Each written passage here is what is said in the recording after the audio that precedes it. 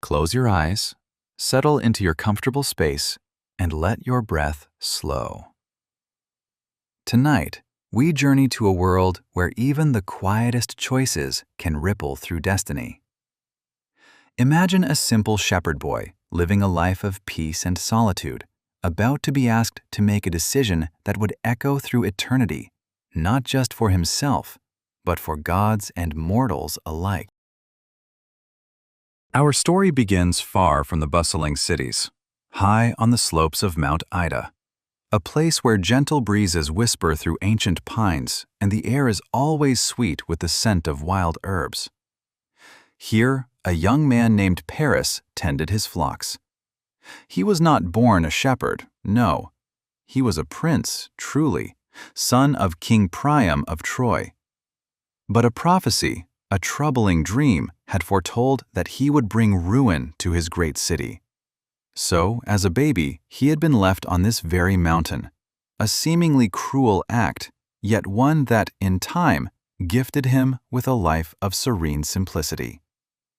Paris grew up far from the gilded halls and weighty crowns. His companions were the bleating sheep, the rustling leaves, and the watchful stars. He learned the rhythm of the seasons, the secrets of the mountain streams, and the quiet comfort of solitude. His heart was gentle, his spirit fair, and his eye keen for beauty in the natural world around him. He possessed a tranquil wisdom, born not of books or debates, but of patient observation, and a life lived close to the earth. Far above Mount Ida, beyond the highest clouds, lay the realm of the gods, the shimmering peaks of Mount Olympus. On this particular day, Olympus buzzed with joy and laughter. A grand wedding was underway, a magnificent celebration for Peleus, a mortal king, and Thetis, a beautiful sea nymph. All the mighty gods and goddesses were invited. Zeus, the king of the gods, sat upon his throne, a warm smile gracing his lips. Hera, his queen, arrayed in her finest robes, radiated regal grace. Athena, wise and serene, and Aphrodite, lovely as a dawn, mingled amongst the celebrants. Feasting tables groaned under the weight of ambrosia and nectar.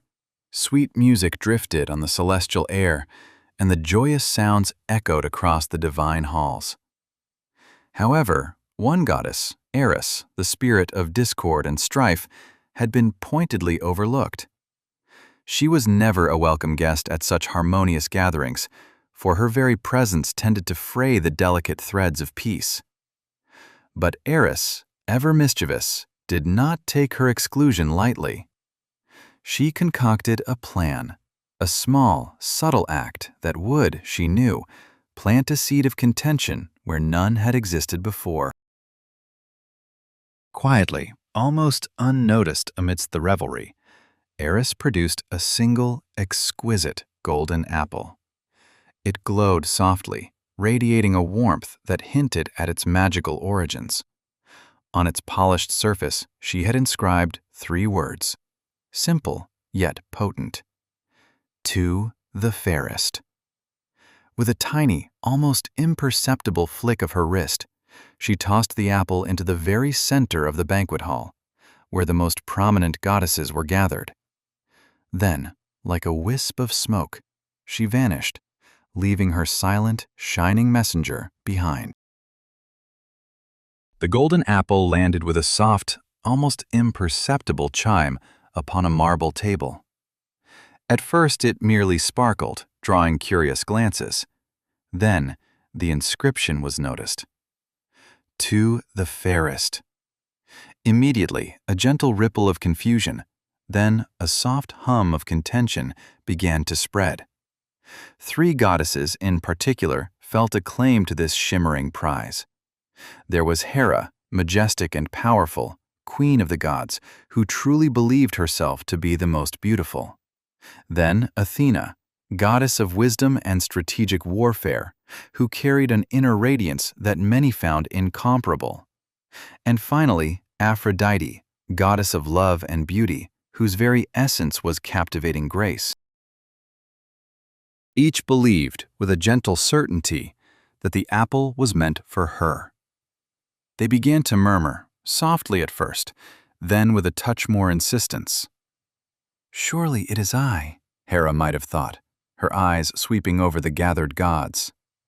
"My grace is unmatched."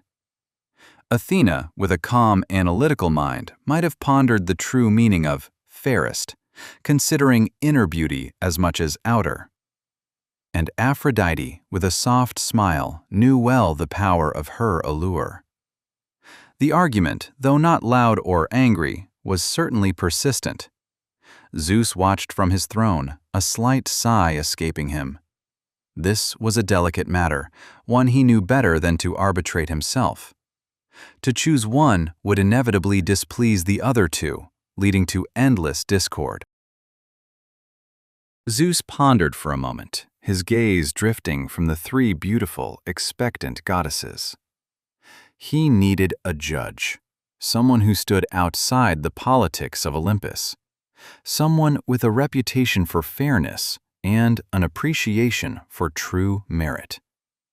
His eyes, in his wisdom, turned towards the mortal realm, descending past the clouds, past the mountaintops, until they rested upon a solitary figure tending his flock on Mount Ida.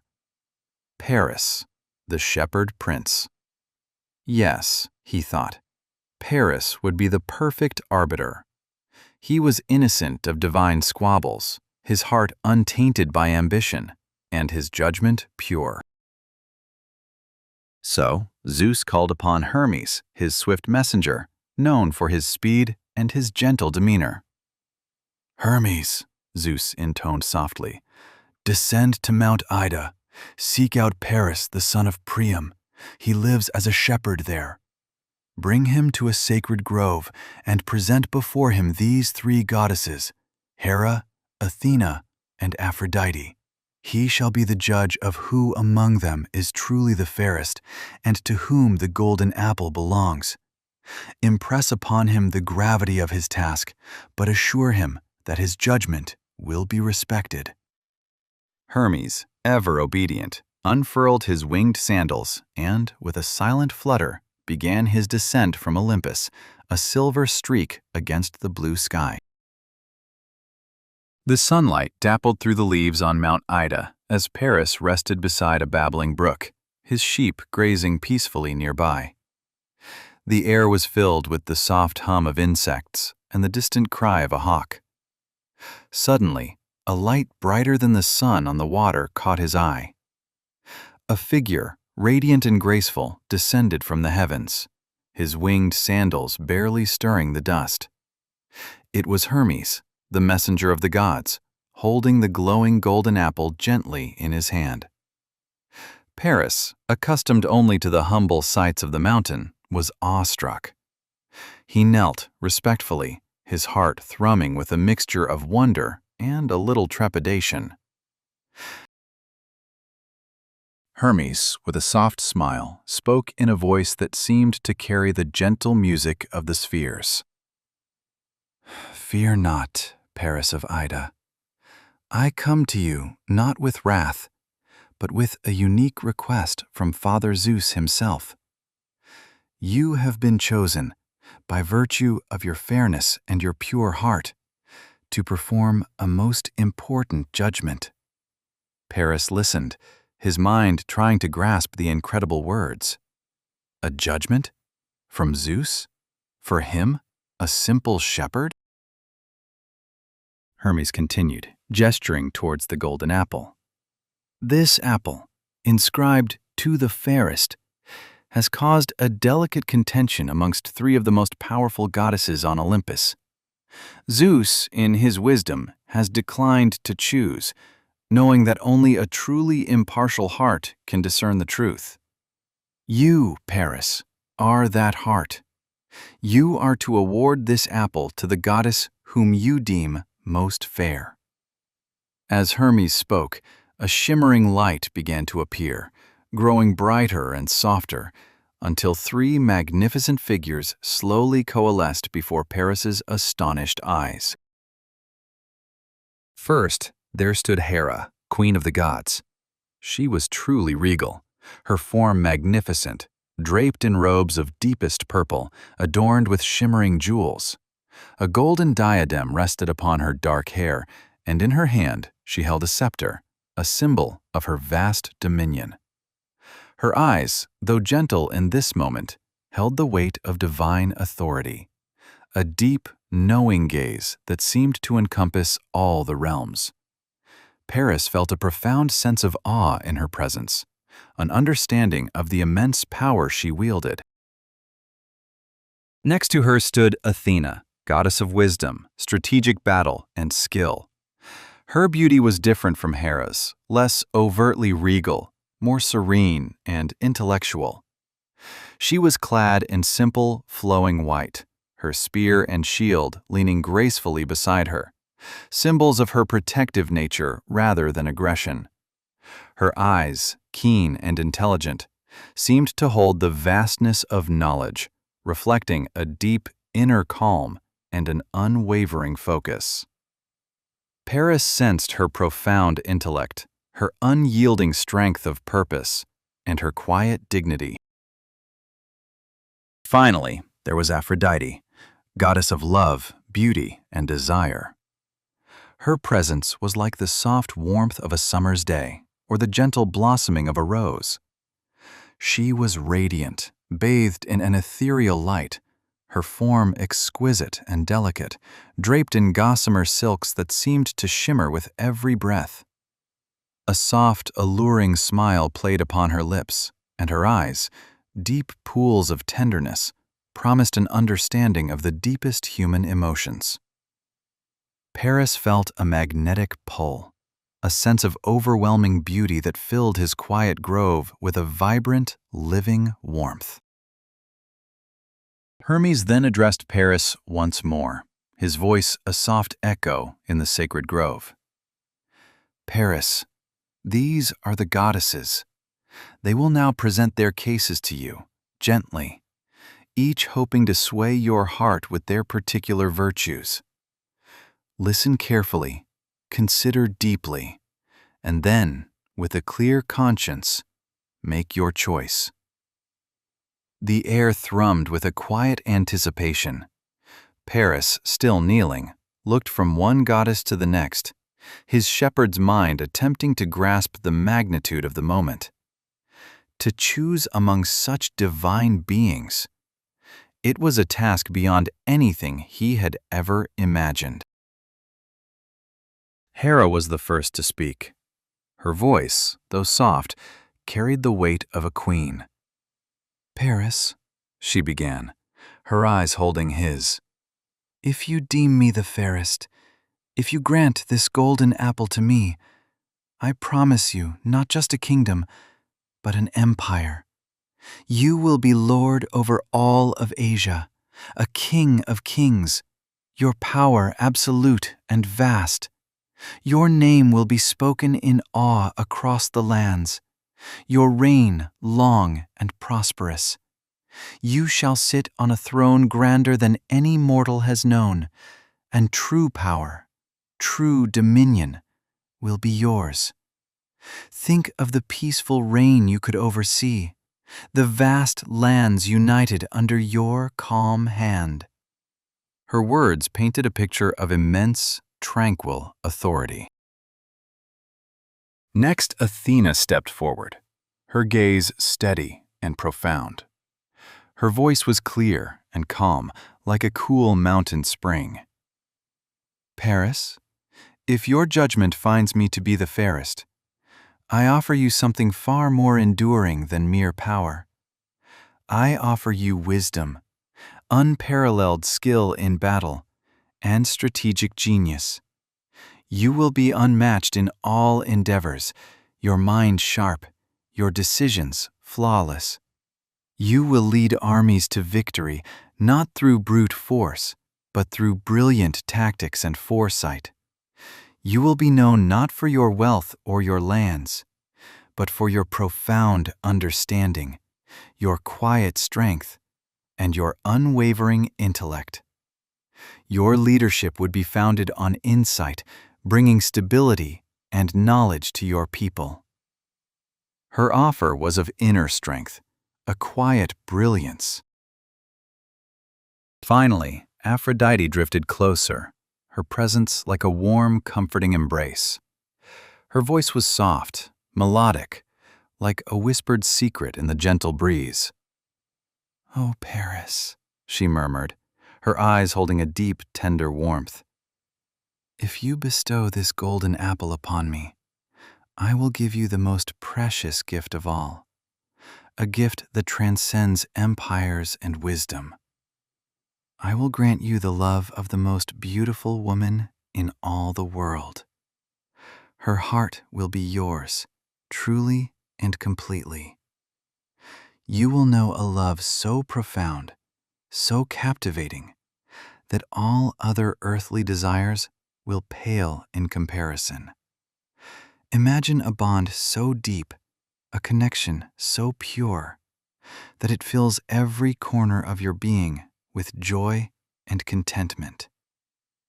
Her promise was of ultimate affection, a deep, soul-stirring companionship.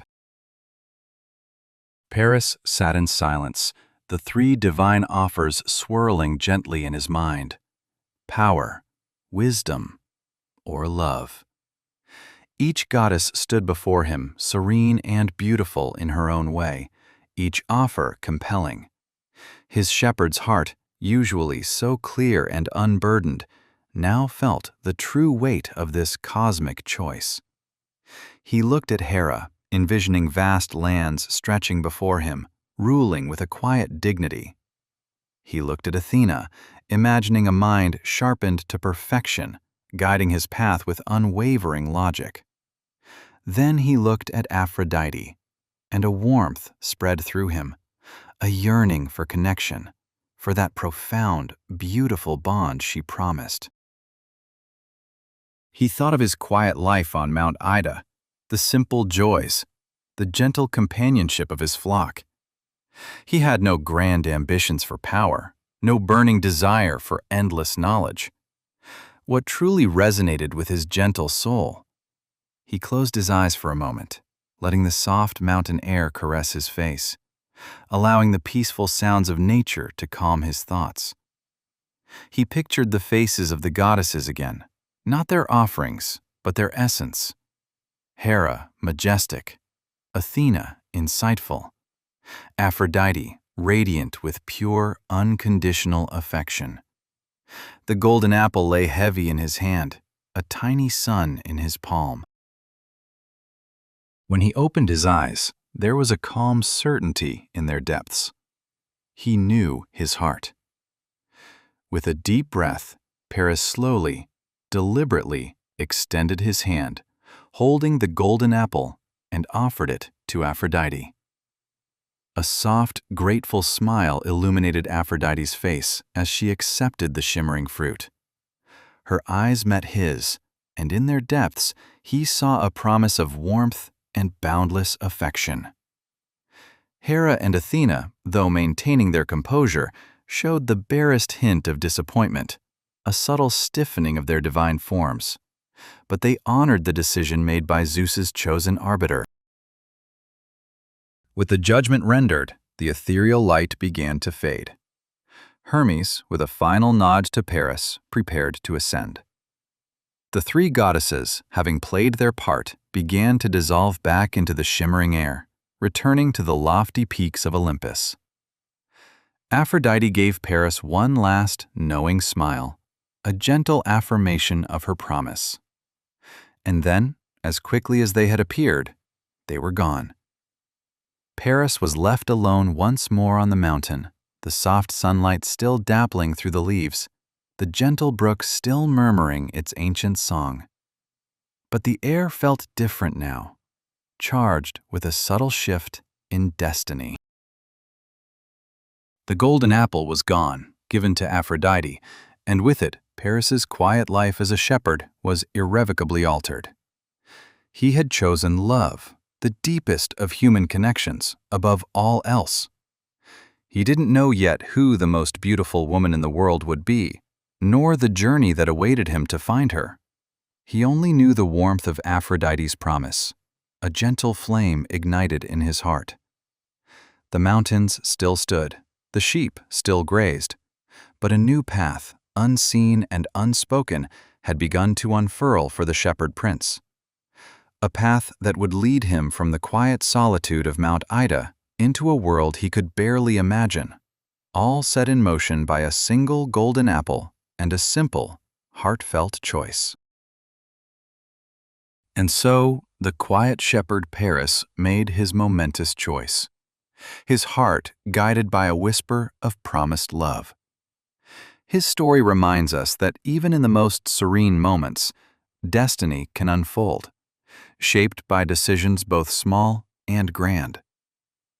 As you drift into your own dreams tonight, may your sleep be as peaceful and profound as the quiet mountain where Paris once tended his flock.